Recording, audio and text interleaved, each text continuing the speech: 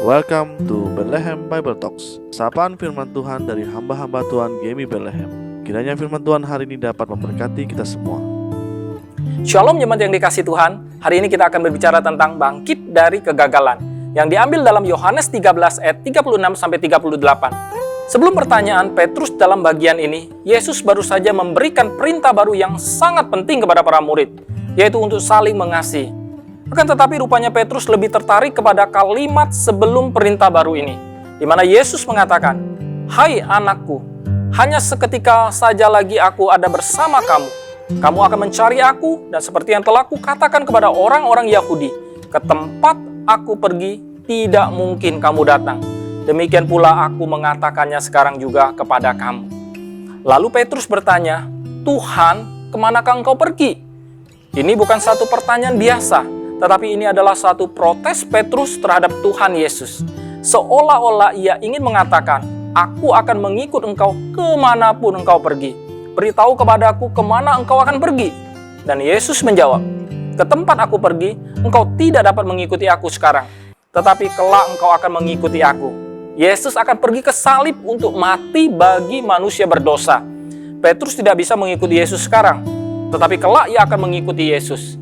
Petrus mengatakan, "Tuhan, mengapa aku tidak dapat mengikuti engkau sekarang? Aku akan memberikan nyawaku bagimu." Jawaban Yesus kemudian sangat serius.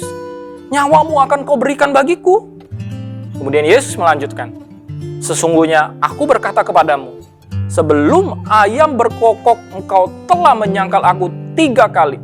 Seolah-olah mulut dari ayam itu ditutup tidak akan berkokok sampai engkau menyangkal aku 3 kali. Petrus yang sudah bersama-sama dengan Yesus selama 3,5 tahun, sudah menyaksikan Yesus mengajar dengan penuh kuasa, meredakan badai, membangkitkan orang mati. Tetapi sewaktu Yesus ditangkap, Petrus menyangkal Yesus dengan mengatakan, "Aku tidak kenal sama sekali dengan orang ini." Dan ia menyangkal Yesus 3 kali. Dan kokok ayam ini dipakai Tuhan untuk mempertobatkan Petrus dan membawanya kembali kepada juru selamatnya. Dan sejarah mencatat bahwa Petrus mati disalibkan secara terbalik dengan kepala di bawah, karena ketika akan disalib, Petrus mengatakan bahwa dia tidak layak mati seperti Tuhan.